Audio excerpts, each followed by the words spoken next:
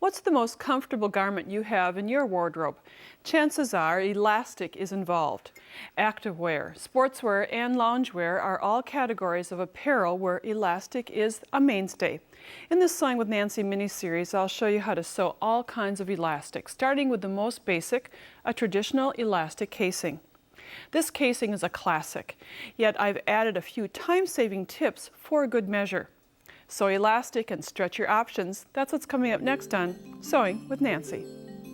Sewing with Nancy, TV's longest airing sewing and quilting program with Nancy Zieman, is made possible by Baby Lock, a complete line of sewing, quilting, and embroidery machines and sergers. Baby Lock, for the love of sewing. Madeira, specializing in embroidery, quilting, and special effect threads, because creativity is never black and white. Koala Studios, fine sewing furniture custom built in America. Clover, makers of sewing, knitting, quilting, and embroidery products for over 25 years. Experience the Clover difference. And amazing designs and Class A needles. A traditional casing can be found on so many garments, from little kids to big kids, jammies to loungewear, just a very classic instruction. It pays to start at the beginning. And when talking about elastics, I'd like to review the three basic types of traditional elastic.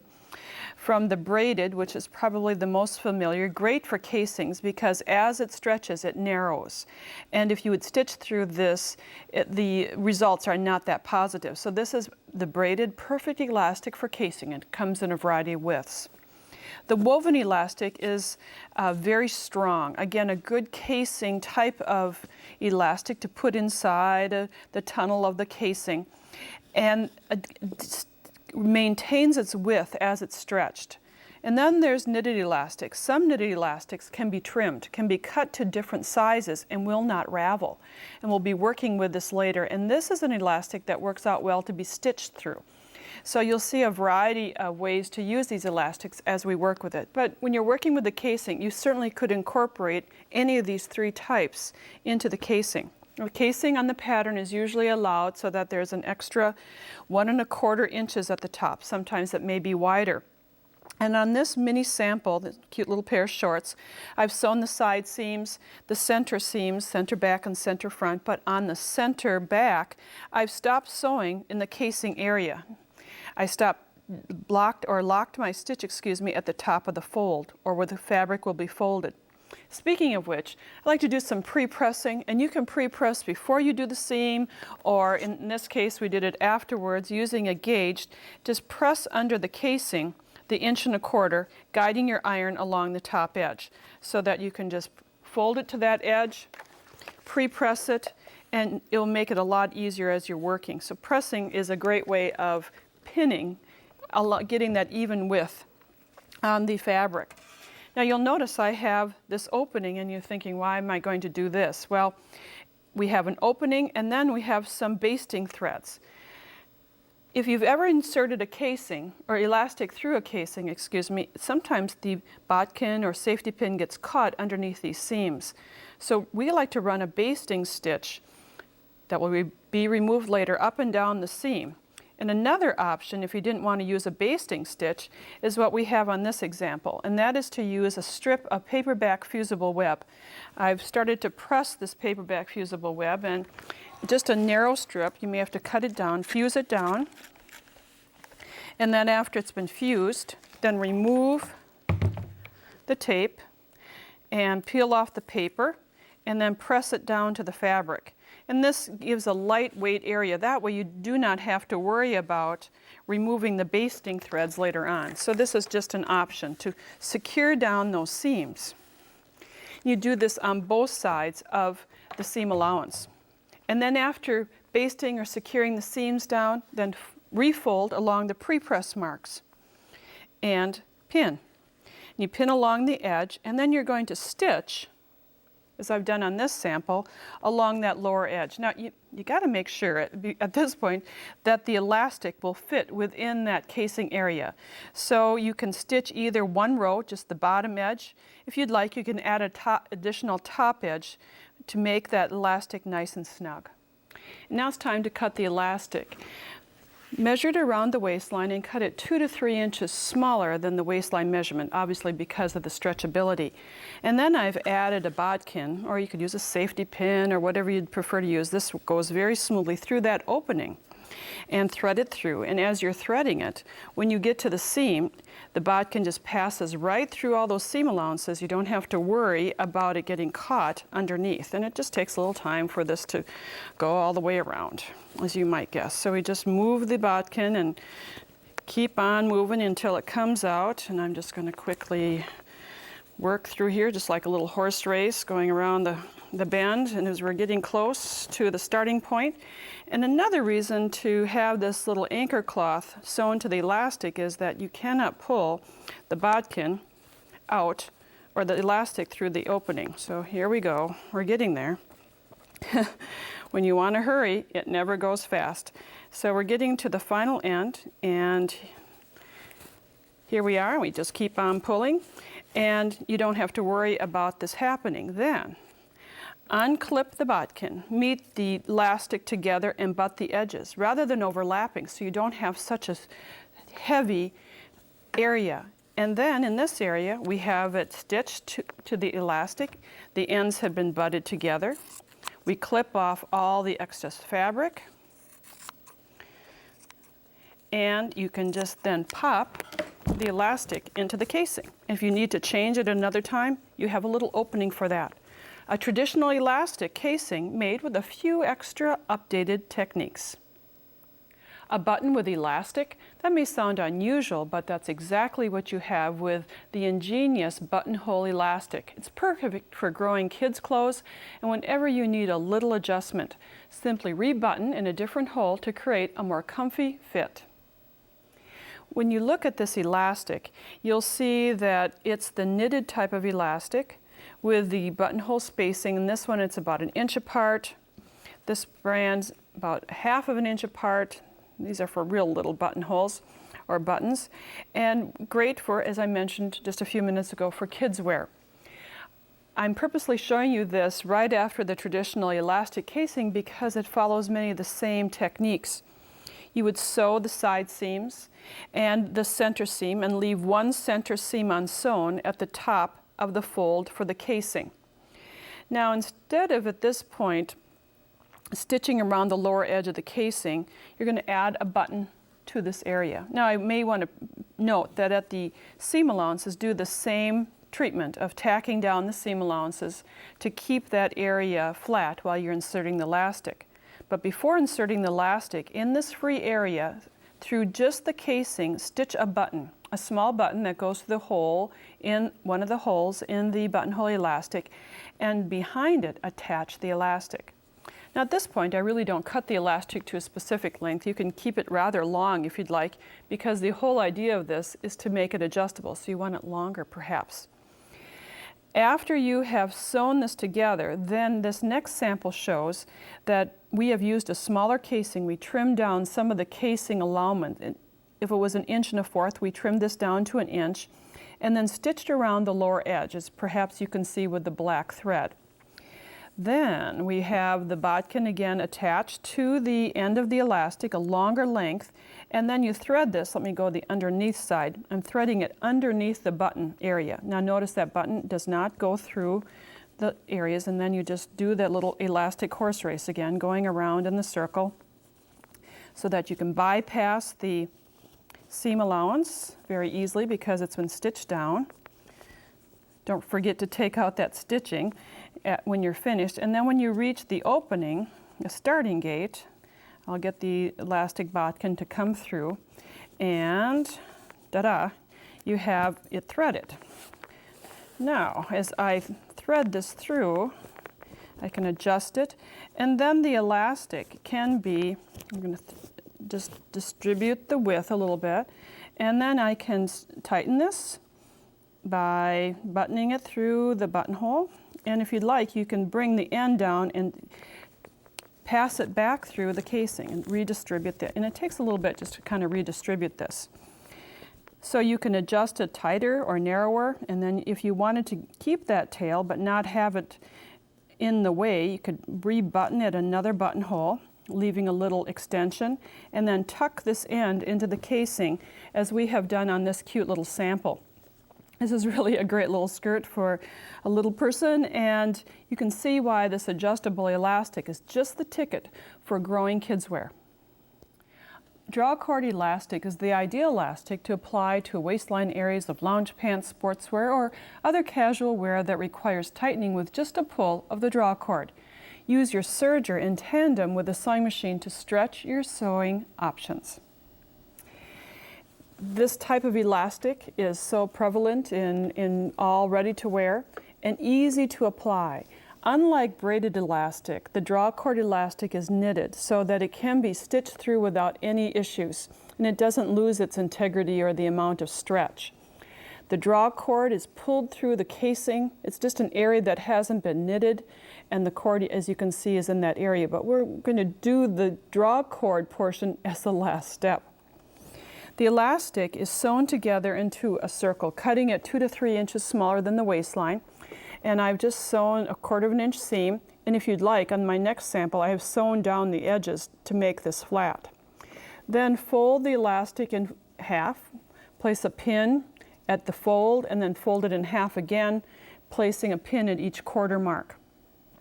On the garment itself, if it has a casing allowed, you do not need that 1.25 inch casing, so trim off 1 inch.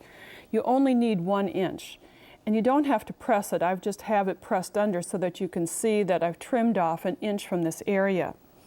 Then the next step is to match the 1/4 areas. 1/4 mark the shorts. In this instance, it doesn't have to be 1/4 mark because the seams are at each area, so you meet the 1/4 mark of the elastic with the 1/4 marks of the fabric. One too far here, Nancy. There we go. And then you just pin those together, and we're going to stretch this to meet each other. On this sample, I have all the 1/4s pinned together, and I'm ready to do the sewing. Now you could either sew or serge, and I'm just going to serge right now because it's the faster way to go about it. I have my machine set for a 3/4 thread overlock, a 4-thread overlock, using the 2 needles and the upper and lower looper. And the blade in this area, we're going to drop the blade so that it's not engaged because we don't want to nip or clip the elastic at all. And I'm serging with the, if I didn't mention this earlier, the elastic, as you can see, is placed right sides together to the fabric. Remove the pins, and before I start to sew, it would be good to lower the presser foot. There we go. And before starting to stretch, just take 2 or 3 stitches so that you lock the threads in place. And then stretch the elastic to meet the area. And make certain that as you're serging, you're just serging off the edge, and as I reach a pin, I'm going to remove the pin and then gather this around. And here I have the seam and the seam of the elastic coming together, and you just continue to meet the two, stretching, and it's a fast process. We're using as our samples today a lot of smaller children's wear so that our samples would go together a little bit faster.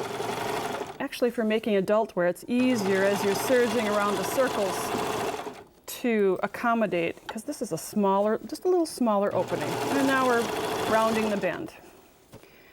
Now keep in mind that not all elastics like to be stitched. Some of them just like to be in a casing, but drawcord elastic, it loves to be stitched. Okay, we've done the first stitching. Now to do the remainder, I'm going to go to the sewing machine and do some top stitching. This will just take a few minutes because I'll turn under the elastic to the inside. And at each 1/4 mark, which means at each seam, I will be pinning in place. And I'm going to sew part of this for you, starting at the center front. And you'd stretch it so that it is flat. And as I've raised my machine so that I'm able to work in the free arm area, and if you'd like, it works a little easier if you turn it inside out, and then you're able to place the fabric underneath the free arm, and again, this time just with a ballpoint needle, do a stitch to lock it, and then stretch to meet it, and it will automatically go flat. And just sew along the edge. Just maybe take a little time to make sure that it is lying flat in this area, and then sew. And just go around the edges and it will be perfectly flat. Now, you get the idea of how this transpires. After you've sewn around the entire circumference, then at the center front, as I have done in this area, you can see that I've pulled out the draw cord. And you would just, at the center front seam, you would just find the elastic and pull it through. Not the elastic, the draw cord, and pull it through and cut the ends and knot it, and you have an adjustable, comfy elastic to wear for loungewear. If the elastic is too wide, not to worry, you can trim it. If the knit fabric is slinky and you're concerned about overstitching it, no fear, you can skip a sewing step. My No Worries elastic casing technique will stretch your elastic options, ideal for knits. When shopping ready-to-wear, I look at how things are created and made, and to give me ideas to pass along to you. And this technique is one of my favorites that I borrowed from expensive ready-to-wear in slinky knit areas. The elastic casing is modified because there really isn't a casing. The elastic is serged to the edge of the fabric and then just folded under, and the stitching in the ditch holds it in place at each seam, giving a nice drapeable look, and you can skip a sewing step. I also mentioned in the introduction to this segment that perhaps you find some elastics that are too wide, you'd like to narrow them. Well, that's the option with some of the knitted elastics, and you can test this. Woven elastics will ravel, braided elastics will ravel, but certain knit elastics, you can cut them down. If you cut in a rib, keep cutting in a rib, and it really, your scissors kind of guides in this area. You can cut it down to 1 inch or 3/4, whatever you'd like. And then when you stretch it, now I think I missed part of the rib right in this area, so it may ravel just a touch. It didn't. How about that? And there is the 1 inch wide, and here's a 1/2 inch wide, and you can expand your elastic usage and not always have to have it so wide. So this is one option to look at knitted elastic, because a wide width will give you a variety of smaller widths to choose from. Cut the elastic 2 to 3 inches smaller. I generally just test it around the area where it's going to go to make sure it's wide enough. And I do like this technique, sent in by a viewer many years ago, of stitching elastic ends to a tightly woven fabric.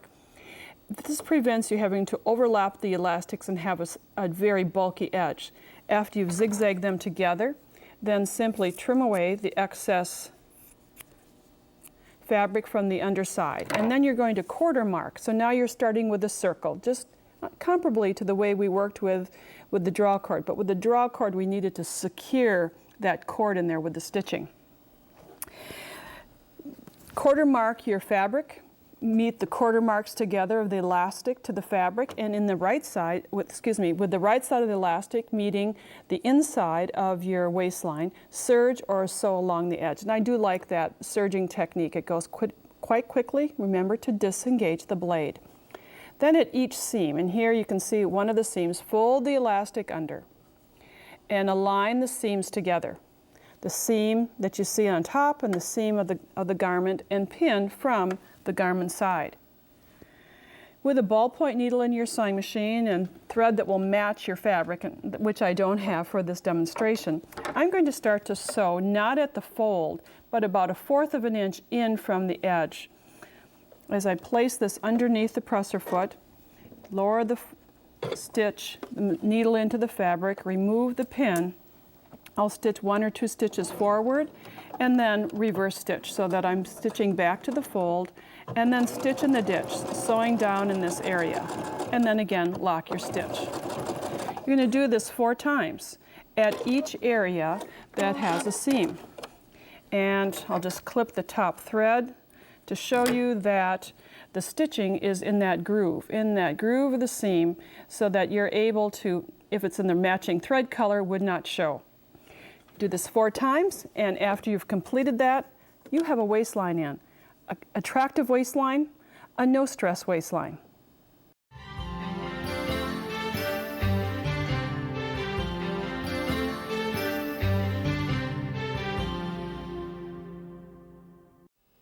The old adage, if you think you can't, you're probably right, always causes me to pause. The word can't is so very powerful. Today's Nancy's Corner guest never thinks in the negative. Instead, she asks, what if I can? I'd like you to welcome Keetra Oberlander. Keetra is an artist who began the only for-profit art publishing and licensing brand exclusively representing physically disabled artists. Keetra, when I first saw your fabrics at a quilt market, I was drawn to the color. And then when I started talking with you and seeing the color, I learned an interesting fact. Well, I came to starting a company to help disabled artists after I became disabled myself. In my late 30s, my vision deteriorated, and by 40, I was blind. I picked up a paintbrush, and it changed my life. It sure has, and it changed a lot of quilters and sewers' lives because you brought life to fabric. What we're trying to do with Art of Possibility, the artists who have banded together to bring our work to folks in their communities and in their worlds, is to integrate our own experience and our own creative expression into a springboard for their creative interpretations. So we have fabric lines that come out generally twice a year, and our great hope is that quilters and home sewers will be so inspired by the work that we're doing that they try something really new and they take a departure from their ordinary safe zone in terms of creativity and push forward into something a little bit different. And your designs are full of life. Thank you. Thank you. It's truthful. They are. We have, I brought two collections with me today, and what we've done is we've taken fine art paintings that are in many cases national award-winning pieces of fine art, and we've interpreted them as applied art into the world of fabrics. So what we've tried to do is take the core imagery and work it into repeats and into color palettes that work together for the home sewer. I would really never think of putting, as you have done, the floral print, the modeled area, and then geometrics or in circles. It just all works. It does, and this is an interesting collection because it's actually by two blind artists. Me and another artist named George Mendoza worked in collaboration with graphics designers and fabric designers to make sure that the fine art would translate. Our hope with this collection, which is called April Showers Bring Sunflowers, is to express that, yes, life has its disappointments. Certainly everybody faces reversals at some point, but we as people who medicine has failed, medicine can't fix us, have had to look beyond solving the simple problem or the complex problem of blindness and find a way to live successfully as blind people who are contributing in society, rather than being relegated or marginalized because of our deficiencies. Well, you have certainly brought life and interest, and you work in theory, you said, when you design. I do. I work in color theory. I have a condition called cone dystrophy, and that has rendered me colorblind, which is unusual for women, but I am. And so I work entirely theoretically when I'm working in color. Let's find a piece that's one of mine here. Excuse me while I flip through. No, that's fine. That's fine.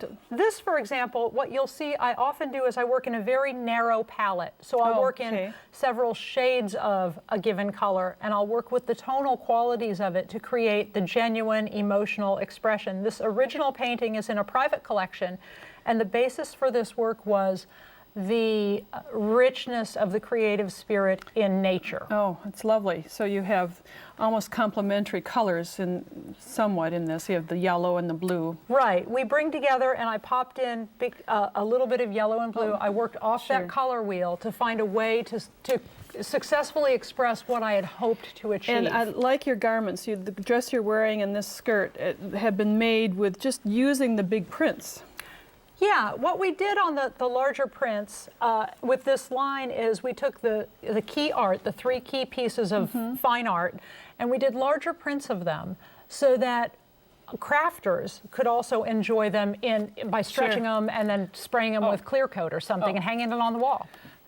exciting. The Art of Possibilities you'll be finding at the Sewing with Nancy site. If you go to the Nancy's Corner and click on Keetra's name, you will find the link so that you can find out more about our fabrics that we have now and in the future. Next time we'll have our second program of Sew Elastics, Stretch Your Options. Thanks for joining us. Bye for now. Nancy has written a fully illustrated book entitled Sew Elastic, Stretch Your Options that includes all the information from this two-part series. It's $9.99 plus shipping and handling. To order the book, call 800-336-8373 or visit our website at sewingwithnancy.com/2423. Order item number BK2423. Sew Elastic, Stretch Your Options. Credit card orders only. To pay by check or money order, call the number on the screen for details. Visit Nancy's website at sewingwithnancy.com for more information on this program. Sewing with Nancy, TV's longest-airing sewing and quilting program with Nancy Zieman, has been brought to you by Baby Lock, Madeira Threads, Koala Studios, Clover, Amazing Designs, and Classe Needles. Closed captioning funding provided by Rowenta.